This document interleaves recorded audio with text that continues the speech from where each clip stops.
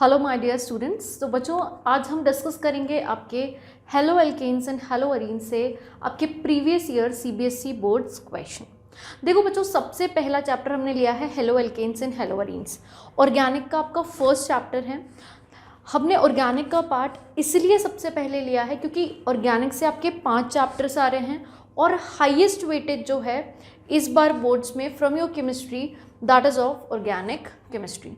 5 chapter बहुत matter करते हैं क्योंकि अगर आप देखेंगे फिजिकल में सिर्फ आपके 3 ही चैप्टर हैं, इनऑर्गेनिक में सिर्फ 2 चैप्टर हैं और ऑर्गेनिक में 5 चैप्टर हैं। और बच्चों के अंदर काफ़ी ज़्यादा डर होता है कि ऑर्गेनिक में उनसे क्वेश्चन सॉल्व नहीं होते हैं और स्पेशली जब 5 चैप्टर्स आने वाले हैं तो फिर मैम हम क्या करेंगे, ठीक है। क्योंकि मैक्सिमम बच्चों के साथ ये होता है या तो उन्हें सबस्ट्रेट याद रहता है या रिएजेंट याद रहता है या फिर प्रोडक्ट याद रहता है। तीनों चीज़ें एक साथ याद रहने की प्रोबेबिलिटी बहुत कम हो जाती है।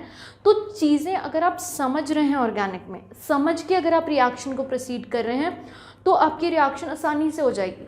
But if you are not understanding whatever the process is going on in your reaction और सिर्फ आप रटाफिकेशन से वो रिएक्शन सॉल्व करने की कोशिश कर रहे हैं तो वो फिर रिएक्शन आपकी गलत होने के मैक्सिमम चांस हैं।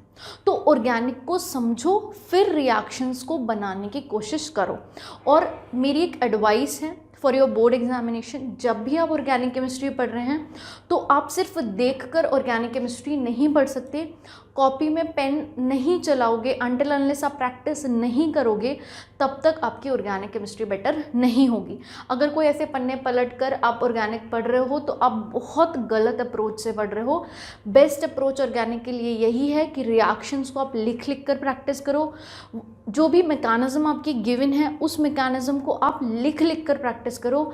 आप चीज़ों को अगर याद करना है तो याद क्या करो, रिएजेंट्स को याद करो, सबस्ट्रेट्स को याद करो, नेम्ड रिएक्शंस को याद करो। बस ऐसा नहीं है कि आप कुछ भी उठाकर बैठ गए और पन्ने पलट रहे हैं और रटने की कोशिश कर रहे हैं। That is the wrong approach, ठीक है। तो बच्चों आज हमने लिया है आपका haloalkanes and haloarenes से आपके CBSE boards previous year questions के किस टाइप के क्वेश्चन सीबीएसई आपसे पूछता है from your chapter haloalkanes and haloarenes, ठीक है। तो अब देखेंगे सबसे पहली चीज़ बहुत सिंपल चैप्टर है। आपको सिंपल सी चीज़ याद रखनी है कि यहाँ से अच्छे से SN1 और SN2 अच्छे से पढ़कर जाओ, सारे क्वेश्चंस हो जाएंगे, ठीक है। तो लेट्स सी क्वेश्चंस किस तरीके के पूछे जाते हैं। तो यहाँ पर हमारे पास है फर्स्ट क्वेश्चन। फर्स्ट क्वेश्चन क्या कहता है बच्चों, आउट ऑफ आपको 2 कंपाउंड्स गिवन है which will react faster in SN1 reaction with OH-। तो बच्चों हम फर्स्ट क्वेश्चन को डील कर रहे हैं। तो फर्स्ट क्वेश्चन को डील कर रहे हैं, उन्होंने आपको एक दिया हुआ है इस तरीके से, ये दिया हुआ है, ठीक है, क्लोरोसाइक्लोहेक्सेन, ठीक है, 1 क्लोरोसाइक्लोहेक्सेन आपको गिवन है। एक आपको ये गिवन है इस तरीके से, यहाँ पर ये CH2 और यहाँ पर Cl। उन्होंने पूछा है कि दोनों में से फर्स्ट और सेकंड में किस में आपका SN1 रिएक्शन जो है वो फास्टर होगा। तो हम कैसे डिसाइड करेंगे, तो SN1 के कुछ कंडीशंस हैं। SN1 रिएक्शन होती है 2 स्टेप रिएक्शन है। SN1 जो है 2 स्टेप रिएक्शन है, मतलब ये 2 स्टेप में होती है, ठीक है। इसका जो फर्स्ट स्टेप होता है, फर्स्ट स्टेप में कार्बोकेटाइन का जनरेशन होता है, ठीक है, और सेकेंड स्टेप में क्या होता है, न्यूक्लियोफाइल का अटैक, ठीक है। 2 स्टेप में होती है SN1 रिएक्शन। काफ़ी बच्चे कंफ्यूज हो जाते हैं कि मैम SN1 नाम है लेकिन 2 स्टेप में हो रही है। तो बच्चों SN1 का मतलब है unimolecular nucleophilic substitution reaction. Unimolecular nucleophilic substitution reaction का क्या मतलब है, यहाँ पर ऑर्डर आपका क्या है, 1 है, ठीक है। हम उस पार्ट पर नहीं जाएंगे, हम हमारा क्वेश्चन देख लेते हैं। यहाँ पर आप समझेंगे इस चीज़ को कि कार्बोकेटाइन का जनरेशन होगा तो दोनों में ही आप क्या करेंगे, कार्बोकेटाइन का जनरेशन कराएंगे। तो देखो यहाँ कार्बोकेटाइन का जनरेशन होगा, Cl बहुत अच्छा लीविंग ग्रुप है, बॉन्ड के इलेक्ट्रॉन लेकर जाएगा। तो यहाँ पर क्या होगा, इस कार्बन पर कार्बोकेटाइन का जनरेशन होगा। लाइकवाइज जब यहाँ आप कार्बोकेटाइन का जनरेशन करा रहे हैं तो Cl ये बॉन्ड के इलेक्ट्रॉन लेकर निकलेगा। देखो जहां भी SN1 रिएक्शन की बात आ रही है, देखो CH2 पे क्या हो गया, कार्बोकेटाइन का जनरेशन, क्योंकि यहाँ से कौन निकला है, Cl- बाहर निकला है। तो मैं आपको क्या बोलना चाह रही थी जहाँ भी आपकी SN1 रिएक्शन की बात आ रही है, सबसे पहले आपका जो भी हेलोजन लगा है, क्योंकि हेलो एल्केन हेलो एरीन से क्वेश्चन आ रहा है, तो यहाँ पर जो भी आपका हेलोजन लगा हुआ है उसको आप लीव कराएंगे और कार्बन पर कार्बोकेटाइन का जनरेशन कराएंगे। अब ध्यान देंगे, हमने कार्बोकेटाइन की स्टेबिलिटी पढ़ी थी, ठीक है, हमारे बैचेस में मैंने आपको बहुत अच्छे से पढ़ा है। कार्बोकेटाइन का जो स्टेबिलिटी ऑर्डर होता है बच्चों, वो क्या होता है, 3 degree carbocation is more stable than 2 degree than 1 degree. सबसे ज़्यादा स्टेबल कौन होगा, 3 degree carbocation than 2 degree than 1 degree. तो इससे बनने वाला प्रोडक्ट स्टेबल होगा। तो देखो यहाँ जो कार्बोकेटाइन ये बना है, इस कार्बन से फर्दर 2 मोर कार्बन जुड़े हैं, तो ये आपका 2 डिग्री कार्बोकेटाइन है। यहाँ जिस कार्बन पर आपका कार्बोकेटाइन का जनरेशन हुआ है, यहाँ पर ये सिर्फ एक ही कार्बन से जुड़ा है, so it is 1 degree carbocation. So which one is more stable, which one is more stable, this one is more stable.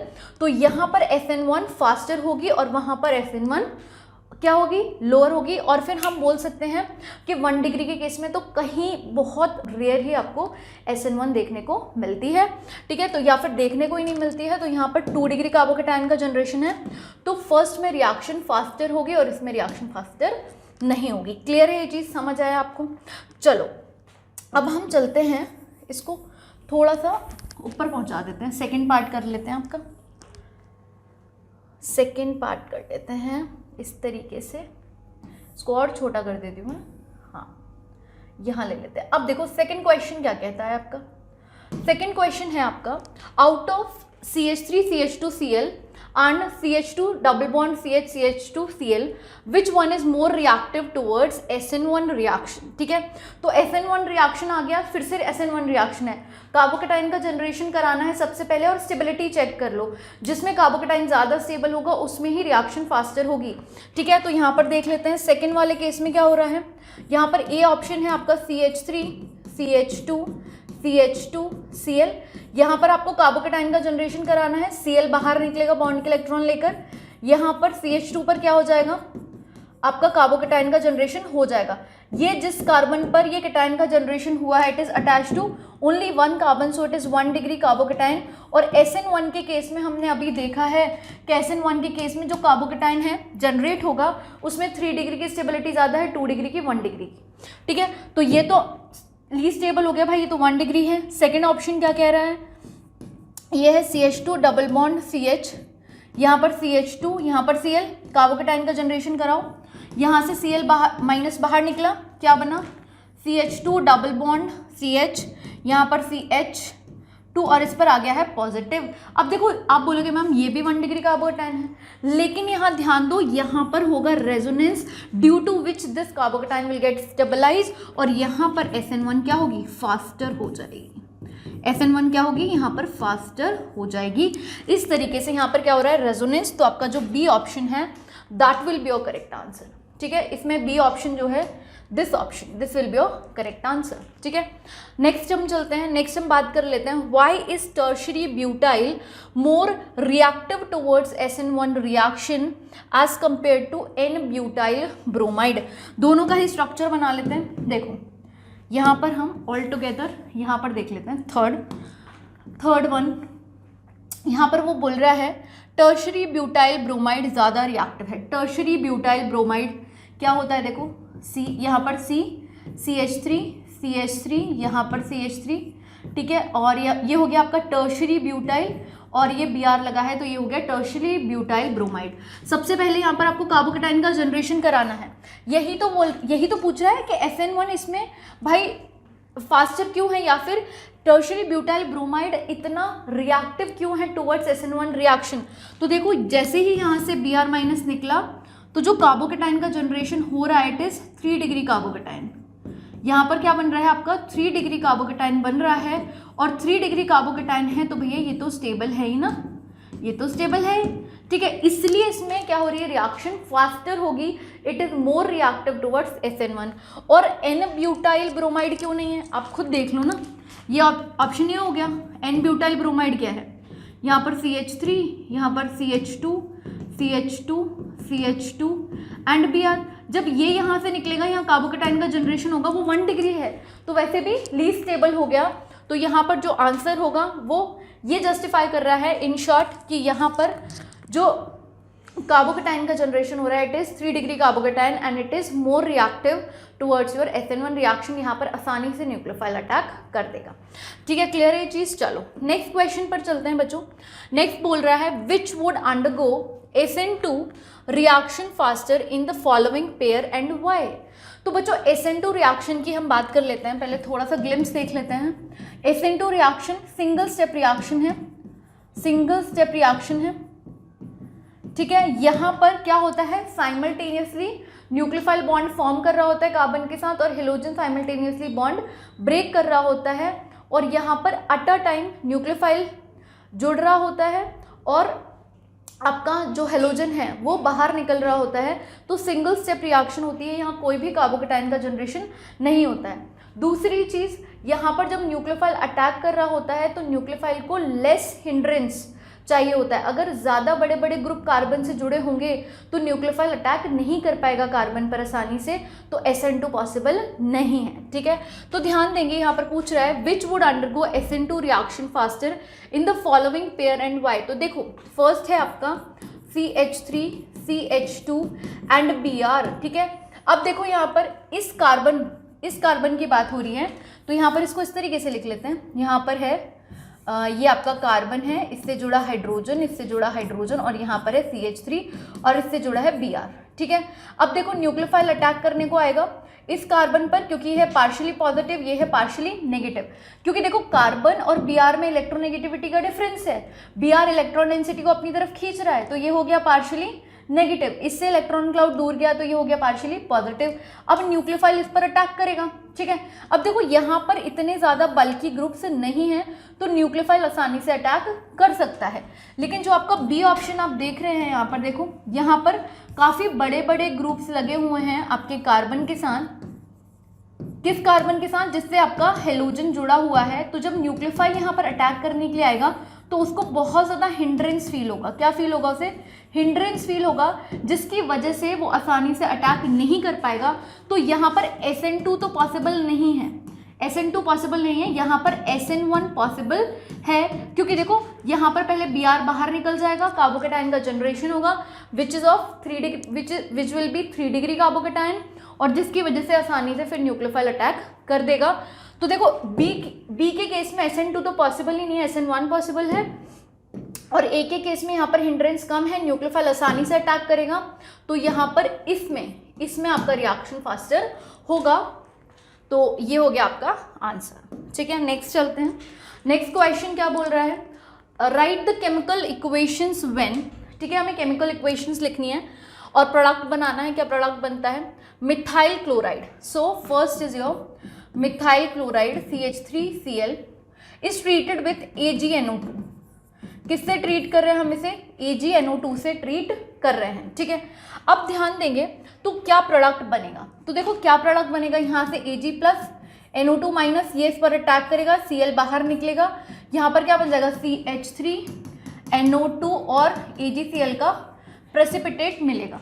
ध्यान देंगे अब यहाँ पर अगर आपके पास KNO2 होता, अगर आपके पास यहाँ पर क्या होता? KNO2 होता, तो फिर क्या यहाँ पर CH3NO2 बनता? नहीं, फिर आपको यहाँ पर CH3ONO बनता, क्योंकि NO2 क्या है? एक टाइप का एम्बीडेंटेड लीगेंड है। ठीक है, लेकिन क्वेश्चन का डिमांड यही है तो हम यही करेंगे। ठीक है, सेकंड ऑप्शन देख लेते हैं। सेकंड क्या बोल रहे हैं? ब्रोमोबेंजीन है, ये रहा आपका बेंजीन रिंग, इस पर लगा हुआ है ब्रोमीन, ये हो गया ब्रोमोबेंजीन। इसका रिएक्शन आप करा रहे हैं CH3Cl से in the presence of anhydrous AlCl3, anhydrous AlCl3।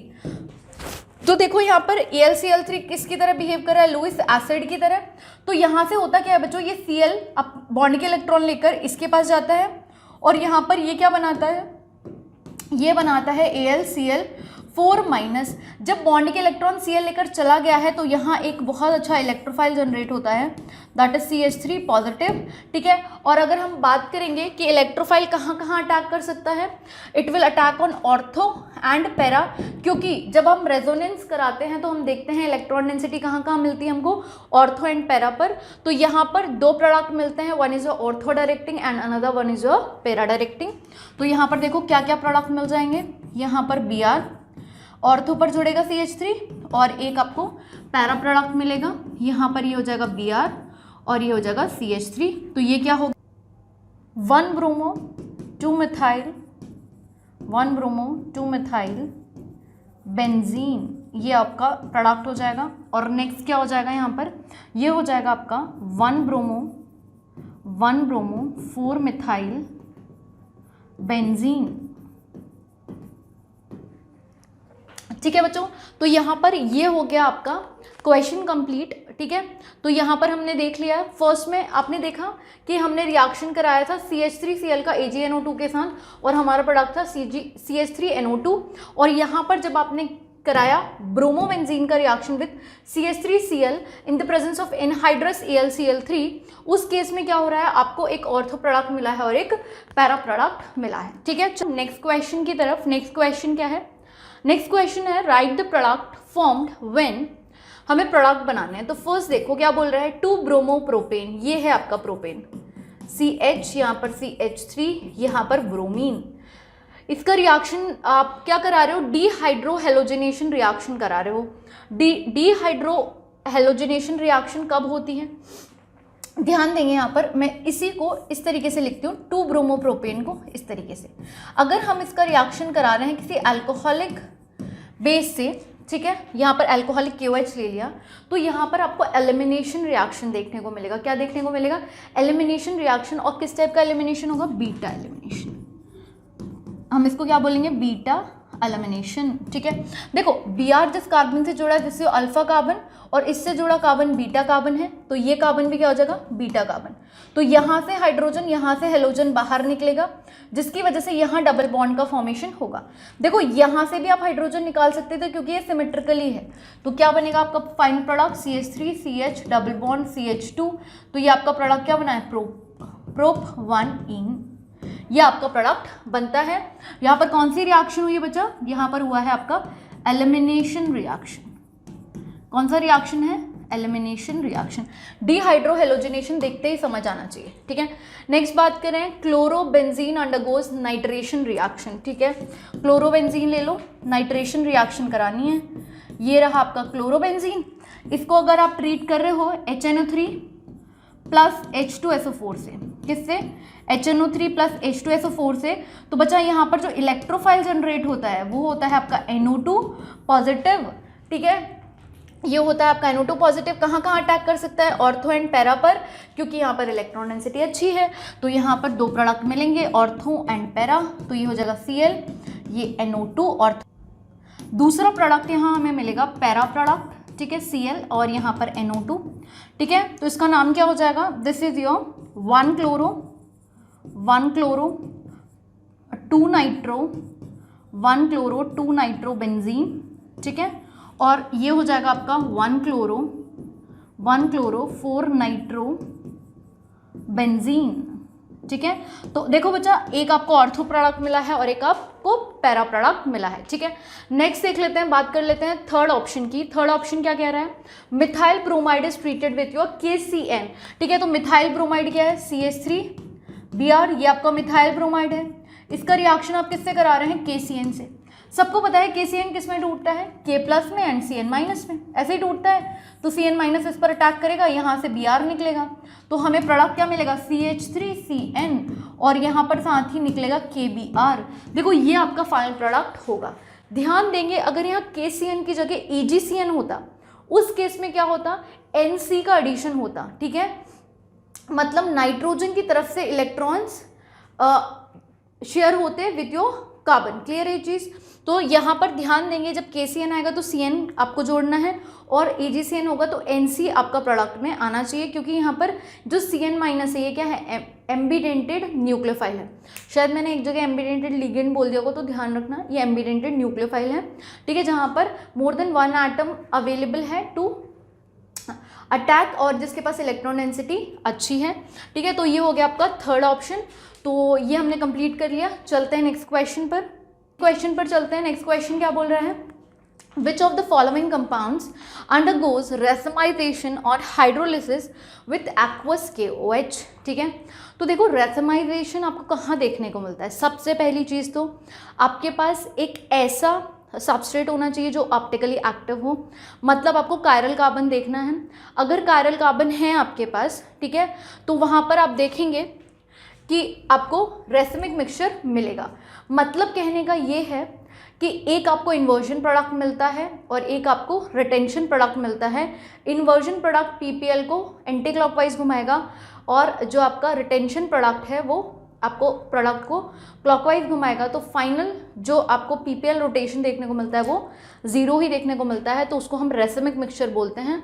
तो इन शॉर्ट आपको क्या देखना है, रेसमाइजेशन की बात आ गई, तो यहाँ सीधी सी बात है कायरल कार्बन देखना है। कायरल कार्बन देख लो, सारी चीज़ें सॉर्ट हो जाएंगी। क्या यहाँ कायरल कार्बन है? नहीं। क्या यहाँ कायरल कार्बन है? नहीं, क्योंकि दोनों CH3 लगे हुए हैं ना, सेम ग्रुप हो गए। क्या यहाँ पर कोई कायरल कार्बन है? नहीं। यहाँ देखो, एक C2H5 है, एक CH3 है, एक Br है, एक हाइड्रोजन है, तो आपका डी ऑप्शन करेक्ट आंसर हो जाएगा। ठीक है, चलते हैं आगे, बात कर लेते हैं। यहाँ पर ये है क्वेश्चन, पूछ रहा है out of both which is an example of allylic halide. ठीक है, तो एलाइलिक हैलाइड का एग्जाम्पल क्या है? जिस कार्बन से आपका हेलोजन ग्रुप जुड़ा हुआ है वो खुद तो sp थ्रू हाइब्रिडाइज होता है, लेकिन वो कार्बन फर्दर किससे अटैच होता है? एक sp2 हाइब्रिडाइज कार्बन से, तो उसको हम बोलते हैं एलाइलिक ग्रुप। कहने का मतलब ये है, एग्जाम्पल ले लो, एक एग्जाम्पल ले लेते हैं इस तरीके से। जैसे हमने लिया है यहाँ पर CH3CH और यहाँ पर इस तरीके से ले लो, चलो CH2 डबली बॉन्ड CH, यहाँ पर है CH2 और यहाँ पर Br। देखो ये जो कार्बन है इस हेलोजन से जुड़ा है, ठीक है, तो ये वाला कार्बन तो कैसा है? sp3 हाइब्रिडाइज, 4 सिग्मा बॉन्ड बना रहा है ना, लेकिन इससे जुड़ा हुआ जो कार्बन है वो 3 सिग्मा बॉन्ड बना रहा है, इसका हाइब्रिडाइजेशन है sp2, तो ये आपका एलाइलिक ग्रुप हो गया। यहाँ पर देखो हेलोजन जिस कार्बन से जुड़ा है उसका हाइब्रिडाइजेशन देखो 3 ही सिग्मा बॉन्ड बना रहा है, 1 2 एंड 3, तो हाइब्रिडाइजेशन हो गया sp2, तो ये तो पॉसिबल हो ही नहीं सकता। हेलोजन उससे जुड़ा होना चाहिए जो sp3 हाइब्रिडाइज है और वो कार्बन फर्दर किसी sp2 हाइब्रिडाइज कार्बन से अटैच्ड होना चाहिए। तो यहाँ देख लो, ये जो कार्बन है जिससे हेलोजन अटैच्ड है ये 3 सिग्मा बॉन्ड बना रहा है, 4 सिग्मा बॉन्ड, 4, यहाँ बाय डिफॉल्ट हाइड्रोजन भी तो है, तो ये 4 सिग्मा बॉन्ड बना रहा है, हाइब्रिडाइजेशन क्या हो गया? sp3, और इससे जुड़ा जो कार्बन है ये सिर्फ 3 ही सिग्मा बॉन्ड बना रहा है, यहाँ भी हाइड्रोजन होगा, तो इसका हाइब्रिडाइजेशन हो जाता है sp2। तो जो फर्स्ट ऑप्शन है ये आपका क्या होगा? एलाइलिक हैलाइड, और सेकंड वाला आपका एलाइलिक हैलाइड नहीं होगा। ठीक है, नेक्स्ट चलते हैं, नेक्स्ट बात कर लेते हैं। देखो IUPAC नॉमेनक्लेचर, सबसे पहली चीज़ यहाँ डबल बॉन्ड भी दिख रहा है, Br भी दिख रहा है, प्रायोरिटी किसको दोगे? प्रायोरिटी डबल बॉन्ड को देंगे। दूसरी चीज़ लॉन्गेस्ट हाइड्रोकार्बन चेन सेलेक्ट कर लो। देखो 1 2 3 4 5, 1 2 3 4 5, तो स्ट्रेट चेन ही ले लो फिर तो ये वाली।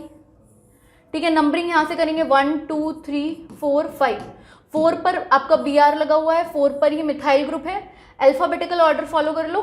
ठीक है, तो क्या हो जाएगा? 4 ब्रोमो 4 मिथाइल, 5 कार्बन है ना, तो ये हो जाएगा पेंट, और सेकेंड पोजीशन पर आपका डबल बॉन्ड है तो ये हो जाएगा पेंट टू इन। ठीक है, तो ये हो जाएगा आपका IUPAC नॉमेनक्लेचर। ठीक है, ये सारे आपके प्रीवियस ईयर के क्वेश्चन हैं, और आप देखो कितने सिंपल क्वेश्चन पूछे जाते हैं। एज सच बोर्ड्स में ऐसा कोई टफ क्वेश्चन तो पूछा ही नहीं जाता, बहुत बेसिक बहुत सिंपल क्वेश्चन पूछे जाते हैं। ठीक है, नेक्स्ट क्वेश्चन देख लेते हैं। ये भी बहुत सिंपल क्वेश्चन है, बोल रहा है draw the structure of major mono halo product in each of the following reaction. देखो फर्स्ट देख लेते हैं, ये है इस तरीके से आपके पास एक साइक्लिंग रिंग, यहाँ पर लगा हुआ है OH, इसका रिएक्शन आप कराना है SOCl2 से। ठीक है, तो यहाँ से Cl का एडिशन होता है, ये आपने पढ़ा होगा प्रिपरेशन मेथड में। ठीक है, यहाँ पर जब आप क्या कर रहे हैं, इसको ट्रीट कर रहे हैं अल्कोहल को, किससे? SOCl2 से, तो उस केस में यहाँ पर क्या बन रहा है? ये आपका Cl का एडिशन हो गया, एंट्रोपी सपोर्ट करती है, SO2 बाहर निकलती है और यहाँ से HCl गैस भी बाहर निकलती है, और यहाँ पर Cl का एडिशन होता है। ठीक है, सेकेंड बात कर लेते हैं। यहाँ पर क्या हो रहा है? ये एक बेंजीन रिंग है इस तरीके से, इस पर लगा हुआ है CH2CH, यहाँ पर डबल बॉन्ड CH2, इसका रिएक्शन हो रहा है HBr से in the presence of peroxide. ठीक है, और ध्यान देंगे जब भी HBr का आप क्या करा रहे हैं, एडिशन करा रहे हैं in the presence of peroxide, तो यहाँ पर जो रूल फॉलो होता है बच्चों, वो मैं बोल्ड में लिख देती हूँ, वो होता है anti Markovnikov of rule. Anti Markovnikov of rule follow होगा, एंटी मार्कोनिगोव रूल। और एंटी मार्कोनिगोव रूल क्या कहता है? The negative part will attack on that carbon of alkene which have more number of hydrogen. ठीक है, तो यहाँ नेगेटिव पार्ट कौन है? Br minus. पॉजिटिव पार्ट कौन है? H positive. तो ये इस पर अटैक करेगा, H पॉजिटिव इस पर अटैक करेगा। फाइनल प्रोडक्ट क्या बनेगा? देखो इस तरीके से ये आपका फाइनल प्रोडक्ट बनेगा CH2 यहाँ पर CH2 और यहाँ पर Br। ठीक है, this is your final product. ठीक है बच्चों, तो बहुत सिंपल और इस तरीके के क्वेश्चंस ही आपसे पूछे जाते हैं आपके बोर्ड एग्जामिनेशन में, और ये आपके प्रीवियस ईयर क्वेश्चंस थे from your haloalkanes and haloarenes. हमने यहाँ पर 2-3 क्वेश्चन वो भी लिए हैं जो आपके टर्म 1 में पूछे गए थे। नो डाउट टर्म 1 आपका ऑब्जेक्टिव बेस्ड था, लेकिन अभी जो आपका बोर्ड एग्जामिनेशन होगा उसमें भी आपसे MCQ आएंगे। भाई कंसेप्ट तो वही लग रहे हैं ना जो आपने पढ़े हैं, चाहे वो उनको थ्योरेटिकल बेसिस पर पूछ ले या MCQ बेसिस पर, कंसेप्ट तो आपको वही लगाने हैं। तो देखो इस चैप्टर में आपको सबसे इम्पॉर्टेंट जो पढ़ना है SN1 SN2 बहुत अच्छे से पढ़ लो कि SN1 में क्या होता है, SN2 में क्या होता है, कब SN1 होगी कब SN2 होगी, ये आपको देखकर समझना आना चाहिए। ठीक है बच्चों, तो मिलते हैं नेक्स्ट चैप्टर के साथ जिसमें हम प्रीवियस ईयर क्वेश्चंस करेंगे एंड ऑर्गेनिक की सीरीज़ को पहले कंप्लीट करेंगे, then we will proceed to physical and inorganic. तो बच्चों मिलते हैं नेक्स्ट सेशन में। Thank you.